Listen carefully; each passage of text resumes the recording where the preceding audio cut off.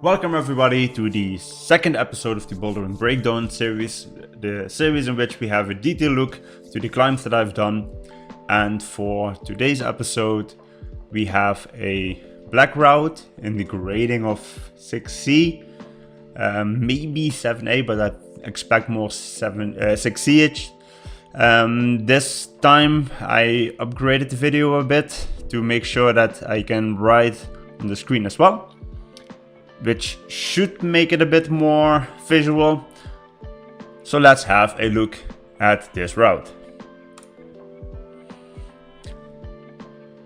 As always, what I've mentioned in the first episode as well, take some time to look into the route, clean the route, because when it's a harder difficulty, you want to take the most out of a session.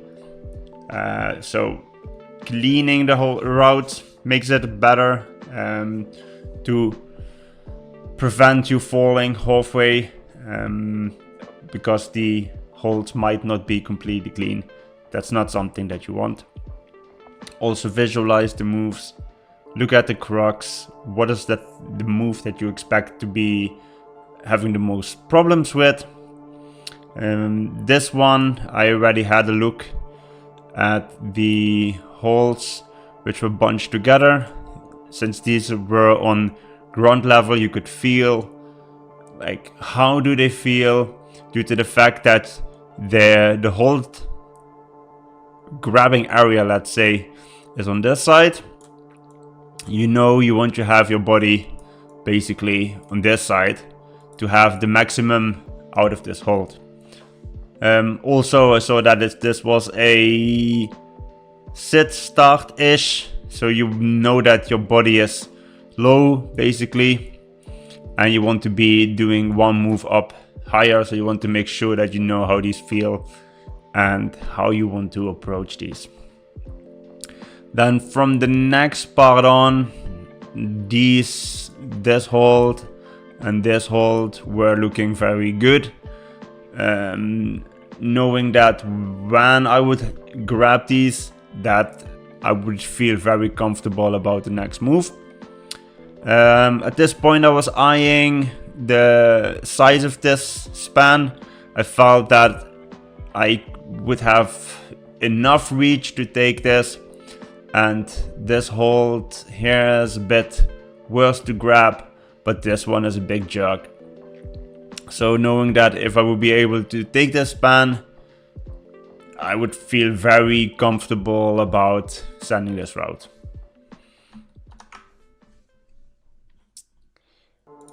Right, moving on. Like mentioned, checking this move, felt comfortable about the last one. Then into the sit start.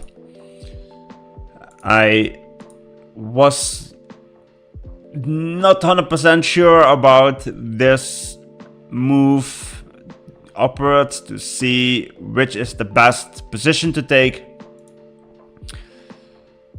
So I took it with the most natural way I felt, which was of course the right left. And in this situation, as also mentioned in the previous video, you have this kind of shape.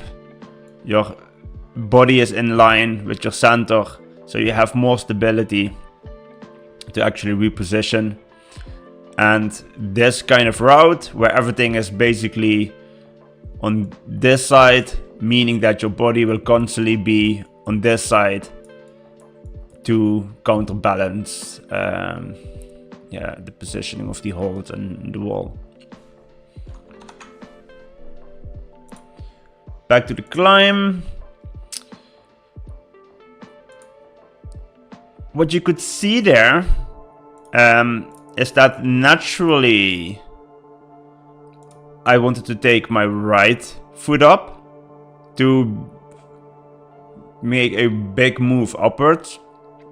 But with these kind of climbs, which we call the barn door moves, you always want to have a counterbalance to avoid yourself barn dooring outwards.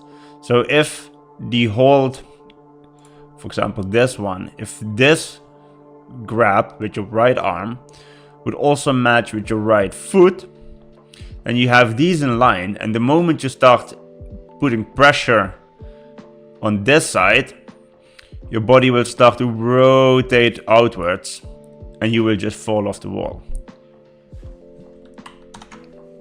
So instead of doing that, having your left foot here and your right hand here, which is doing a lot because your left is just basically balancing, you put this opposition, which makes it easier to not rotate out of the wall.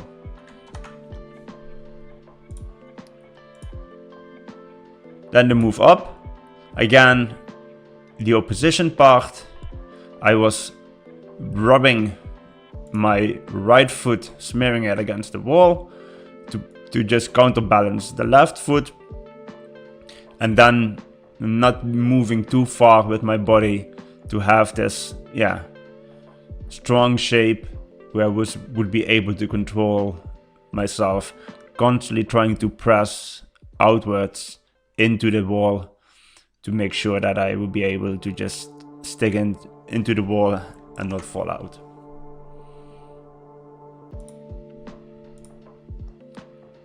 So this match was difficult because you can see already, like the moment I match, I am pulling very hard on my left hand, and due to the fact that my left hand and my left foot are in line, you could already see at this moment that I would be doing a small kind of barn door move. I will just show it again. So you go up, you match, and you see that your body is rotating a bit off the wall. So you need to tense your core to avoid this. So higher foot, because of course you want to go to the next hold. And here as well, you could see, I'm just going to highlight it again. You can see it basically on the shadow and the way my left foot moves.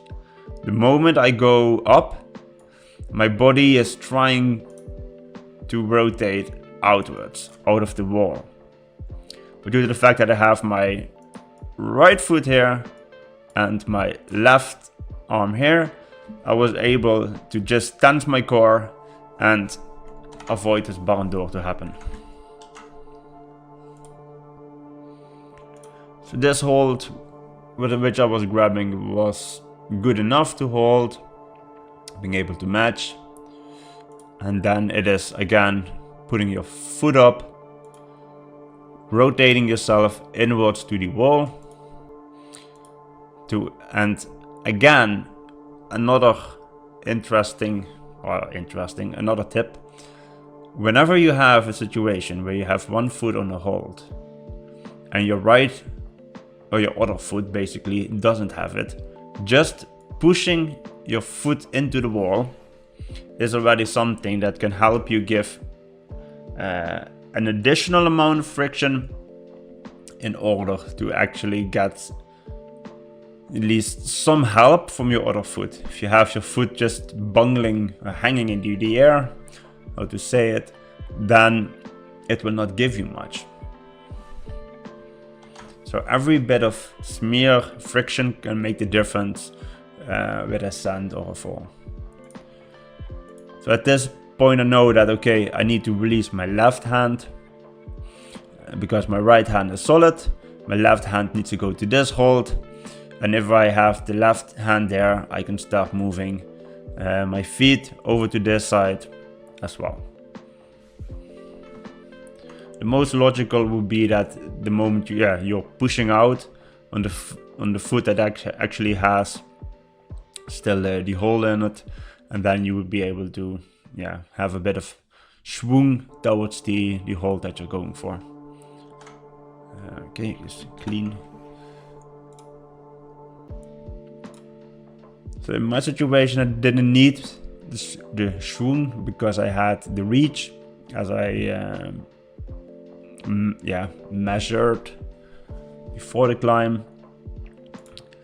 I want to make sure I swap my feet so that I can go into the feet position. So as mentioned last time, stable X position, your gravity point is here, so you have a very stable position to start moving from. No real strain, because this arm is pretty long and this one is slightly bent, so you have a almost comfortable position. Moving on.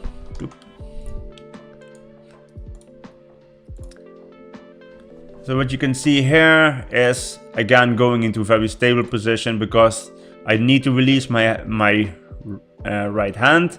If I would have done that at the position where I was in like this, you would get a instant momentum from your other foot, basically, due to the fact that you release one of your anchor points. By putting my foot already by putting my foot already underneath my body, I take away this momentum of the swing. I already position in the position that my body would be by putting my gravity point underneath the hold.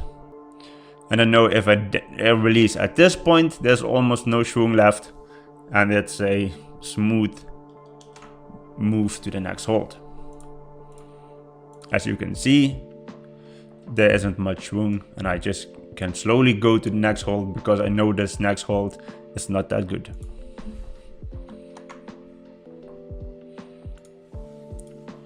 And due to the fact that my body was properly positioned in my center of gravity, it was just a small push from this foot upwards, and I know the last hold is a jog one. Again, referring to the last episode, know your last hold. If you know your last hold is solid and you are fatiguing at this point, you know, okay, this one is good, all in, just go for it. If you are fatiguing and you're doubting on your last hold, it's better to just leave it than risk an injury.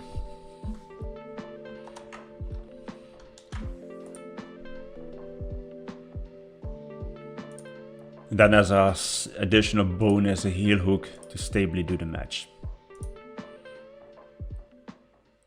So, summarizing, the main crux in this route was making sure that if you have holds which are all grabbed from the outside side, keep your body in this area and keep putting the opposite leg and arm logic to make sure that you are avoiding that barn door. And if you have a big semi-dynamic move outwards, try where needed to remove the schwung if you don't need it, to make it easier to stay in the wall. So to conclude this episode, the tip for today is whenever you have a barn door situation, I'm just going to clean this again. If you have the barn door situation, the moment you have an opposition between arms and legs, so left arm, right leg, that's always a easier way to avoid a barn door rather than if you have the same ones, because just like how a door looks, the moment you have your limbs aligned, let's say, so if you have this limb and this limb aligned, then you would basically have the door that can just rotate open. Hopefully you like this episode, also with the addition of the markings. Personally, I believe it's more easier to visualize things. If there's any feedback, always welcome to it, and if not, hope you enjoyed it, and see you next time.